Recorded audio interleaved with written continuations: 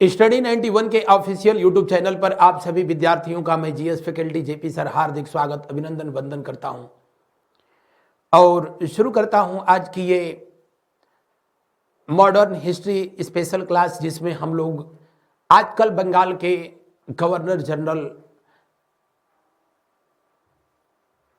Lord Hastings को जो है पढ़ेंगे। वारेन हेस्टिंग्स जो कि बंगाल का पहला गवर्नर जनरल था, जो रेगुलेटिंग एक्ट 1773 के तहत नियुक्त किया गया था। लेकिन वारेन हेस्टिंग्स ने ईस्ट इंडिया कंपनी को बंगाल में अस्थायित्व प्रदान किया, तो लॉर्ड हेस्टिंग्स ने इसका विस्तार किया। अपने शासनकाल में भारत में 10 वर्ष के कार्यकाल में इसने कुल 28 युद्ध लड़े, 120 किलो को जीतने में जो है इसने सफलता अर्जित की और ब्रिटिश ईस्ट इंडिया कंपनी के साम्राज्य को भारत में जो है अटक से कटक तक पहुंचा दिया। इसके शासनकाल की जो है सर्वप्रमुख घटना रही थी आंग्ल नेपाल युद्ध, या इसे गोरखा युद्ध के नाम से जो है जाना जाता है। किस नाम से जाना जाता है? गोरखा युद्ध के नाम से जाना जाता है। गोरखा युद्ध के नाम से जाना गया, इसे नेपाल युद्ध के नाम से जाना गया। और किसके किसके बीच हुआ? तो आप कहेंगे कि ये युद्ध हुआ था ईस्ट इंडिया कंपनी और अमर बहादुर थापा, या कह लो सीधे सीधे अंग्रेजों और अमर बहादुर थापा के बीच ये युद्ध हुआ। अमर बहादुर, नाम बहादुर था वो अलग बात थी, लेकिन ये युद्ध हार जाता है। और इसका परिणाम क्या हुआ? तो परिणाम हुआ वो ये कि अंग्रेज जो है इस युद्ध में विजयी हुए, अंग्रेज विजयी हुए। और दूसरा इसका जो है प्रमुख परिणाम था, जो आज भी ये दुनिया की सबसे प्राचीनतम जो है संधियों में से एक है, सुगौली की संधि। सुगौली की संधि जो हुई, ये कब हुई थी? तो आप कहेंगे 1816 में।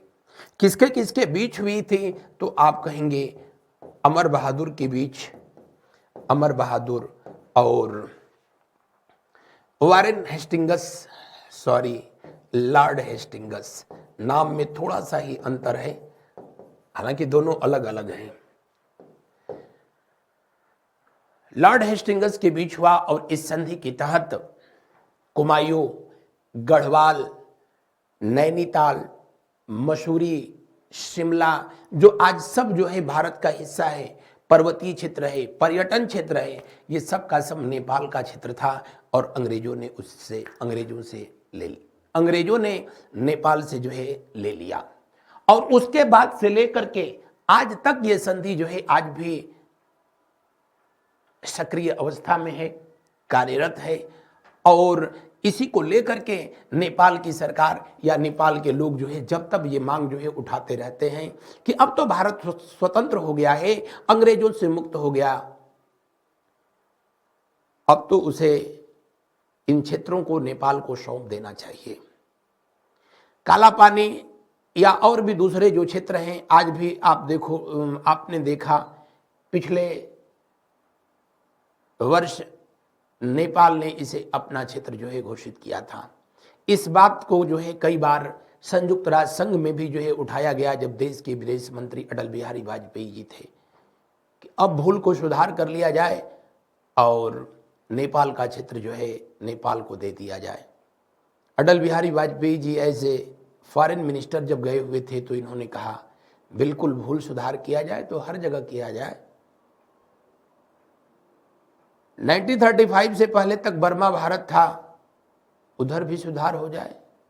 1947 से पहले पाकिस्तान भारत था, उधर भी सुधार हो जाए। 1890 से जो है पहले अफगानिस्तान भारत था, उधर भी सुधार हो जाए। उसके बाद तो जो है इस मामले को, क्योंकि इतना सुधार करने में तो बड़ा उधार हो जाएगा।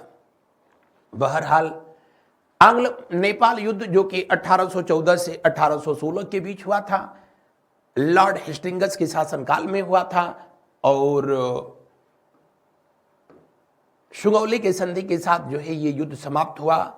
और इसका जो सबसे बड़ा कारण था अंग्रेजों का उन पर्वतीय क्षेत्रों को प्राप्त करना जो कि पर्यटन के दृष्टिकोण से उनके लिए बहुत अनुकूल थे।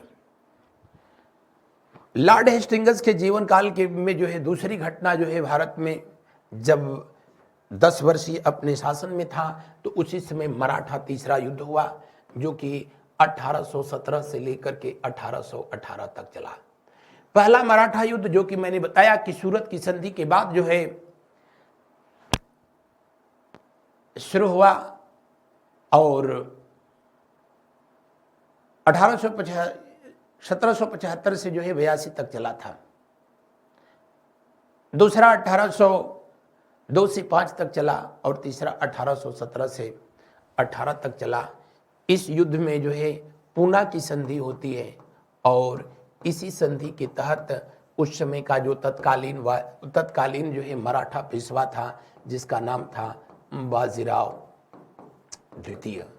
मराठा पेशवा बाजीराव द्वितीय पूना की संधि के तहत जो है इसको 8 लाख रुपए का जो है पेंशन वार्षिक दिया गया और इसको जो है बिठूर, अब ये जगह पड़ती है कहाँ पर, तो कानपुर के पास बिठूर नामक स्थान पर जो है भेज दिया गया। इस तरीके से अंग्रेजों के लिए जो सबसे ज्यादा परेशानी का सबब जो साम्राज्य था मराठा साम्राज्य, अंततोगत्वा लॉर्ड हेस्टिंग्स के शासनकाल में ब्रिटिश साम्राज्य का हिस्सा बन गया तीसरे आंग्ल मराठा युद्ध के बाद। इन मराठों के द्वारा पोषित उस समय लुटेरों का एक जो है समूह था जिन्हें पिंडारी कहा जाता था। हालांकि पिंडारियों का उदय जो है सबसे पहले, पिंडारियों का अगर जो है पूछा जाए तो पिंडारियों का जो है उदय हुआ था सबसे पहले तो औरंगजेब के शासनकाल में। किसके शासनकाल में? औरंगजेब के जो है शासनकाल में हुआ था। और दरअसल औरंगजेब के खिलाफ छत्रपति शिवाजी ने छापामार युद्ध जो है गुरिल्ला युद्ध पद्धति को अपनाया था। अचानक से अटैक करना, सडन अटैक करना। औरंगजेब के द्वारा भी कुछ ऐसे मुस्लिम समूहों को प्रश्रय दिया जाता था जिनका जो है मूल उद्देश्य हुआ करता था मराठों को लूटना। कालांतर में हालात जो है बदले तो ये जो पिंडारी थे, जो लुटेरों का एक गैंग था, समूह था, वो मराठों के जो है रक्षक बन गए जब भारत पर ईस्ट इंडिया कंपनी वालों का जो है शासन हो गया। और इन पिंडारियों को जो है समाप्त करने के लिए किसने? वारेन हेस्टिंग्स ने जो है 1 लाख जो है सेना और हजारों तोपों का जो है इस्तेमाल किया। सेना को 2 भागों में जो है बांटा और एक टुकड़ी का नेतृत्व स्वयं किया और एक टुकड़ी का नेतृत्व जो है हिप्समैन के द्वारा जो है किया गया था। और पिंडारियों के जो नेता थे उस समय, जिनका नाम था चित्तू, एक का नाम था वासिल मोहम्मद, करीम खां, आमिर खां, ये तब जो है पिंडारियों के जो है नेता हुआ करते थे। इन पिंडारियों को जो है मेलकम, बड़ा ये जो है पूछता है, मेलकम ने कहा था कि मराठा शिकारियों के शिकारी कुत्ते हैं। मराठा शिकारियों के शिकारी कुत्ते किसके लिए कहा गया था? पिंडारियों के लिए। किसने कहा था? मेलकम ने कहा था, क्योंकि इन पिंडारियों को मराठों के द्वारा जो है प्रश्रय दिया जा रहा था। क्यों? अंग्रेजों को लूटने के लिए। और जब दोनों तरफ से जो है इनके ऊपर अटैक हुआ तो जो ये चीतू था इसको जंगल में भाग गया, इसे चीता खा गया।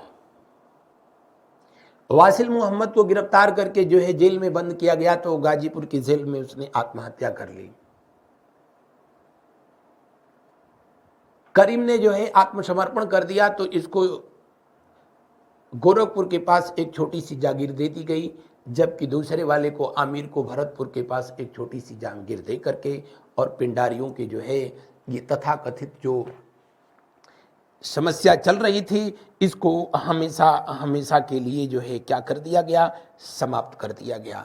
यानी ये भी दौर जो है 1818 से लेकर के 1819 तक जो है चला और पिंडारियों के दमन को, पिंडारियों का जो है हमेशा के लिए काम समाप्त कर दिया गया। ये भी जो है घटनाक्रम किसके शासनकाल में हुआ, वारेन हेस्टिंग्स के शासनकाल में हुआ था। इस पर सबसे ज्यादा जो है आपसे प्रश्न जो है पूछता है जब वायसरायों को, तो ये पूछता है कि किसके शासन में घटना हुई या उस समय ये घटना हुई तो वायसराय कौन था। जैसे आपसे पूछेगा कि तीसरा आंग्ल मराठा युद्ध हुआ तो उस समय गवर्नर जनरल कौन था, या पूछेगा कि पिंडारियों का दमन किस गवर्नर जनरल के द्वारा जो है किया गया था। टेनेंसी एक्ट 1822 में नहीं, 1812 में नहीं, 1822 में जो है पास किया गया था। कब? 1822 में जो है इसे पास किया गया था। 1822 में इसको जो है लाया गया और टेनेंसी एक्ट जिसको कि काश्तकारी अधिनियम के जो है नाम से जाना गया, जो जमींदारी अधिनियम की जो है शुरुगणेश किया था लॉर्ड कॉर्नवालिस ने, उन जमींदारों की जमींदारी पर जो है अंकुश लगाने का जो है ये प्रयास था 1822 में। टेनेंसी एक्ट या इसी को जो है कहा गया काश्तकारी अधिनियम। क्या कहा गया? काश्तकारी अधिनियम कहा गया, अधिनियम कहा गया। और काश्तकारी अधिनियम के तहत लॉर्ड कॉर्नवालिस के समय में अस्थाई बंदोबस्त योजना 1793 में लाई गई तो उसके तहत जमीन का जो मालिक था वो जमींदारों को बना दिया गया। यानी जितनी भी जो है कृषि भूमि थी उसका मालिकाना हक जमींदारों को दे दिया गया, जमींदारी प्रथा लाई गई। उसके वजह से बहुत ही जो है उच्च पैमाने पर शोषण किया जा रहा था भारतीयों का, किसानों का, मजदूरों का, गरीबों का। हालांकि शोषण करने वाले जो है वो भारतीय लोग ही थे, लेकिन अपने को उच्च जाति का जो है समझते थे। एक ये समस्या भारत में हमेशा से रही थी। और कुछ तो जमींदार इतने जो है पावरफुल हो गए कि ब्रिटिश हुकूमत को ही, उन दिनों ईस्ट इंडिया कंपनी को ही आंख दिखाने लगे। तो टेनेंसी एक्ट 1822 लाया गया, काश्तकारी अधिनियम, और इस तरीके से जो है किसान जो है कृषि भूमि का वास्तविक जो मालिक घोषित किया गया, किसको? किसानों को। आज भी यही व्यवस्था जो है चल रही है, यानी कृषि भूमि का वास्तविक जो है मालिक जो है घोषित किया गया, या कह लें कि जो है मालिकाना हक जो दिया गया, वास्तविक जो है मालिकाना हक जो है किसको दिया गया? तो कृषकों को दिया गया, किसानों को जो है दिया गया। इसे बंगाल में जो है लागू किया गया और ये इनके जीवन के, इनके शासनकाल की जो है सबसे प्रमुख घटनाओं में से एक थी। किसानों के लिए जो है अच्छी बात थी। बम्बई प्रेसिडेंसी का गठन जो है 1818 में हुआ। उससे पहले जो है मद्रास प्रेसिडेंसी और कलकत्ता प्रेसिडेंसी ऑलरेडी जो है भारत में काम कर रही थी।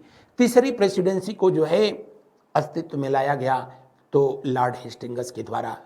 क्यों? क्योंकि बम्बई आज का जो है बम्बई, या तब का जो बम्बई वाला बेल्ट था, मराठों का था और मराठों का उस पर शासन था। लेकिन तीसरे आंग्ल मराठा युद्ध के बाद उन क्षेत्र को अब अंग्रेजों ने प्राप्त कर लिया था, इसलिए उसका गठन प्रेसिडेंसी के रूप में, बम्बई प्रेसिडेंसी के रूप में किया था। इस तरीके से दो प्रेसिडेंसी पहले से थी, एक प्रेसिडेंसी और हुई। 1823 में 1823 में लॉर्ड हेस्टिंग्स के द्वारा दूसरा कार्य जो है किया गया, प्रेस पर प्रतिबंध लगाया गया, क्योंकि जेम्स बर्किंघम जो कि एक अंग्रेज व्यक्ति थे और इन्होंने कलकत्ता जर्नल के नाम से जो है एक समाचार पत्र जो है जारी किया था। कौन सा समाचार पत्र को जो है जारी किया, और इस समाचार पत्र में इन्होंने किया क्या, इन्होंने लॉर्ड हेस्टिंग्स की शिकायत की। लॉर्ड हेस्टिंग्स की आलोचना कर दी, और आलोचना करेंगे तो जाहिर सी बात है, आज भी मीडिया जो किसी विशेष व्यक्ति या विशेष जो है समूह के हाथों बटी हुई है, उस अगर व्यक्ति का आलोचना कर दें, उसकी नीतियों पर उंगली उठा दें, तो उसकी कीमत चुकानी पड़ेगी। रवीश कुमार बन करके उन दिनों भी जेम्स बर्किंघम के द्वारा जो कुछ भी किया गया, कलकत्ता जर्नल नामक समाचार पत्र से न सिर्फ जो है इस समाचार पत्र को बंद किया गया, बल्कि प्रेस को ही प्रतिबंधित किया गया। बंगाल गजट इसी के शासनकाल में ये गंगाधर भट्टाचार्य के द्वारा, किसके द्वारा, गंगाधर भट्टाचार्य के द्वारा ये जारी किया गया समाचार पत्र था। और आपको बता दें कि किसी भी भारतीय व्यक्ति के द्वारा जो है जारी किया गया ये पहला समाचार पत्र था। वो अलग बात थी कि अंग्रेजी भाषा में ही था। 1780 ईस्वी में भारत में सबसे पहले जेम्स हिकी के द्वारा बंगाल गजट, दी बंगाल गजट जो है समाचार पत्र जारी किया गया था। हालांकि वो लंबा नहीं चल पाया, क्योंकि उसको बंद करा दिया था जो है वारेन हेस्टिंग्स ने, और इसको बंद करा दिया लॉर्ड हेस्टिंग्स ने। गंगाधर भट्टाचार्य के द्वारा ये जो है बंगाल में किया गया कार्य इसलिए इतिहास के पन्नों में अमर हुआ कि ये पहले ऐसे भारतीय व्यक्ति हुए जिन्होंने समाचार पत्र जो है जारी किया। दिग्दर्शन मार्शमैन के द्वारा, मार्शमैन जो कि एक एंग्लो इंडियन थे, भारतीय माता और जो है अंग्रेज बाप के जो है ये औलाद थे, और इन्होंने बंगाली भाषा की पहली पत्रिका जो है जारी की। लॉर्ड हेस्टिंग्स के शासनकाल में बंगाली भाषा की प्रथम पत्रिका मैगजीन इन्होंने जो है जारी किया। समाचार दर्पण ये भी जो है जेसी मार्शमैन के द्वारा ही जारी किया गया, और ये भी बंगाली भाषा का ये समाचार पत्र था। वो दौर था जब हिंदुस्तान में एक महानुभाव जिनका नाम था राजा राम मोहन राय, जिन्हें भविष्य और अतीत के मध्य का सेतु कहा गया, जिन्हें प्रातः काल के भोर का तारा कहा गया, जिन्हें आधुनिक भारत का जनक कहा गया, वो लॉर्ड हेस्टिंग्स के समय में ही सबसे अधिक जो है अपने साहित्यिक या फिर जो है दूसरे कार्यों को अंजाम दिया। आत्मीय सभा की स्थापना, कौन सी सभा, आत्मीय सभा की स्थापना इन्होंने इसी के समय में 1814 ईस्वी में जो है किया था। इसके अलावा इन्हीं के द्वारा जो है हिंदू कॉलेज की जो है स्थापना की गई, वेदांत कॉलेज की जो है स्थापना किया गया,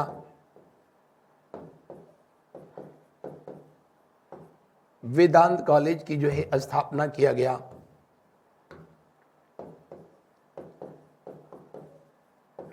इन्हीं के समय में इन्होंने मिरातुल अखबार जो कि फारसी भाषा में लिखा गया पहला समाचार पत्र था, या फिर बंगाली भाषा की जो है पत्रिका, अंग्रेजी भाषा में प्रिसेप्ट ऑफ जीसस जैसे जो है तमाम साहित्यिक कार्य जो है किए गए। वो अलग बात थी कि राजा राम मोहन राय के प्रयासों को जो है अगर पंख मिला तो वो लॉर्ड विलियम बेंटिक के शासनकाल में। अगर आपसे पूछा जाए कि लॉर्ड विलियम बेंटिक के अलावा जो है ये किसके समकालीन थे, जी हाँ,